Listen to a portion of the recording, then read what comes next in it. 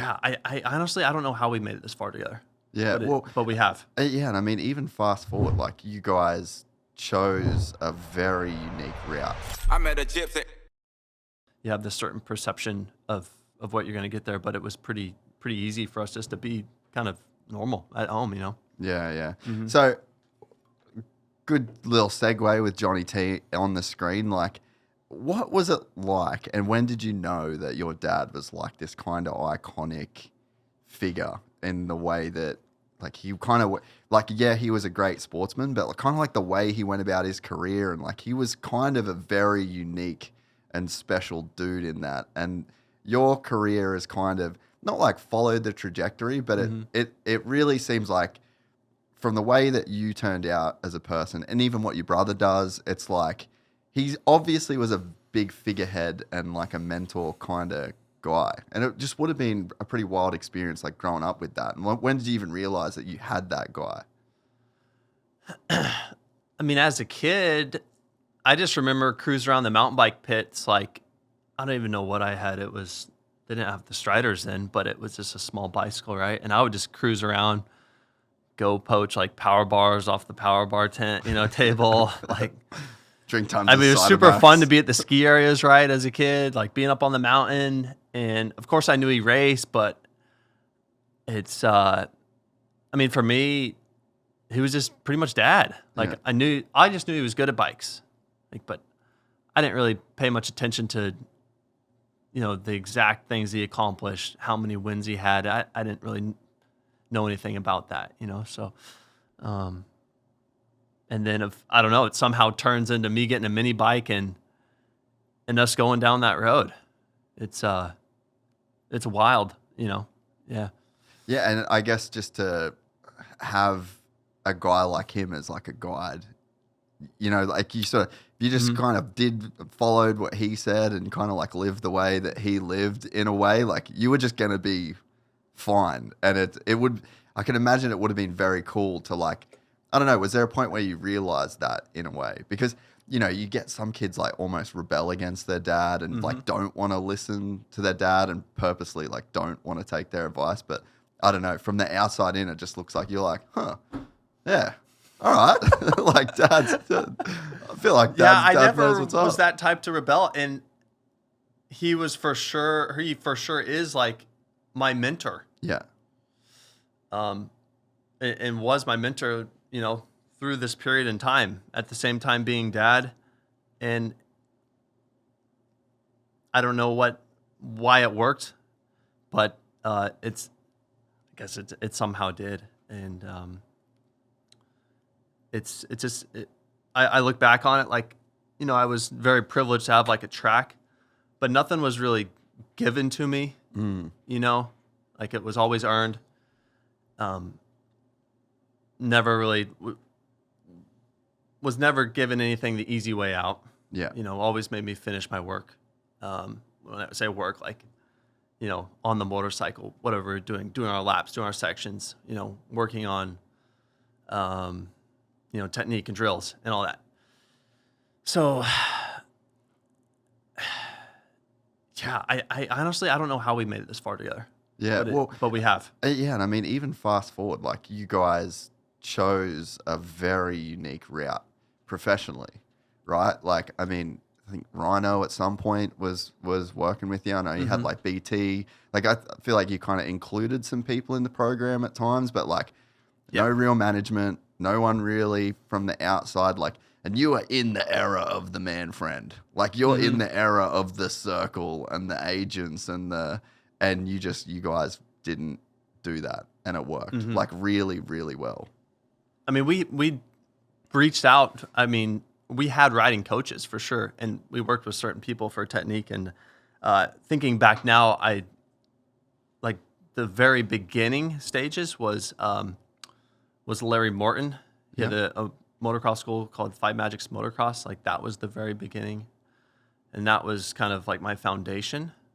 And then I'm just thinking later on is Buddy Antonez was there. Yep. We worked with Ryan Hughes, and and then through all that, my dad just has had a very good eye. You know, he's had a good eye for being able to see things and being able to tell me the right way and interpret it, you know. And I'm guessing that's like off the bike too, because there's a whole thing that you have to navigate on the bike, and to just like be fast enough and competitive enough to do this sport and to win. But then there's like a whole bunch of other stuff off the bike that can like get you in, not even like trouble as such, but like you can just make decisions that are like one thing, one turn, you make one call, you have one deal, and it just like changes the trajectory of your career. And it just feels like you guys were able to avoid that. And like internally too, you know, it wasn't like you had a bunch of people around you trying to make that happen. It just seemed like you guys navigated that as a family, it's just super rare. I guess I put a lot of that on where I grew up, you know, and how I was brought up. Like, to me, the farm life kind of brings you up a certain way. You know, nothing's easy, and not being like in the mix the whole time. So it's interesting. Yeah. I don't know what else to say, man. It's it's just that you guys just walked a super unique path, and it just paid off in such in such a huge way. And if you could, I mean, I know like there's people now that look at you guys and they wonder, like I'm having conversations with like young or parents of young guys that are like about to make the step, and they're just like, do we do the Tomac thing? Do we do this way? And you know, like you guys kind of did it a certain way that not a lot of people have been able to manage. Well, there's more than one way to do it. Yeah, that's for sure to make it right. Yeah, and you got it. That's the thing, is it's so hard to say what's the right way. It's so hard. Yeah, and who knows what it is. I mean, it just, as anything, everything evolves. It's just. I have such a hard time like saying like our program was the way, but it's just an interesting thing, and it was like the way for you in a way. Yeah. What was it? Were you the kind of kid that just liked to do the work? Do you just think the farm life kind of bred that in you? Because we grew up in an area with like cane farms around us, right? So we were like right on the edge, and everything else was cane farms. I had a bunch of mates that grew up on farms, and like they were just yoked. Like all the kids were just like, that grew up on the farms. They were all like, one of my really good friends, he was a sick BMX rider. And all he did was just like help his dad on farms and moving shit and carrying shit and lifting shit and shoveling shit. And like, he was just a kid that almost like he didn't even think he was doing hard work. Like he was just doing he was just doing his normal thing, you know? And I just feel like you might have maybe had that same thing where you just kind of grew up. You're like, I don't know anything different. So when it came to riding and doing drills, and it was just normal work. It really is normal work, right? But at the same time, my dad was like, always burnt that into my brain is you don't quit. Like you get your work done, and whether it comes to play or whatever, like get your program done. Because as soon as you quit the first time, it's easier to quit the second time. So that's another thing I've always had in my head, is like, just do not quit that first time. Did you ever quit at anything? Practice days. Yeah. Like it was sometime when I was on my 85, and I don't know what it was. It either started raining or storm was coming in. I went back to the shop. He's like, no, you're going back out. Finish second moto. So you didn't actually end up quitting. Like you did do the work. No, I was like, yeah, I need to go do the work. So you've never actually not done it. It's pretty savage.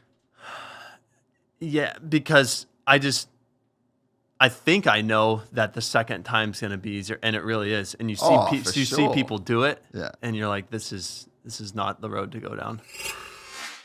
You just finished watching a clip from the full 3-hour podcast. You're on our Clips channel. The full podcast live on the Gypsy Tales podcast channel. It's linked right here. Go over to that channel, give us a like, give us a subscribe, and make sure you never miss a full episode of the Gypsy Tales podcast. If you don't want to watch it on YouTube, you want to watch it on the go, you can also head to our iTunes or Spotify to get the full 3-hour podcast in audio format. I met a gypsy.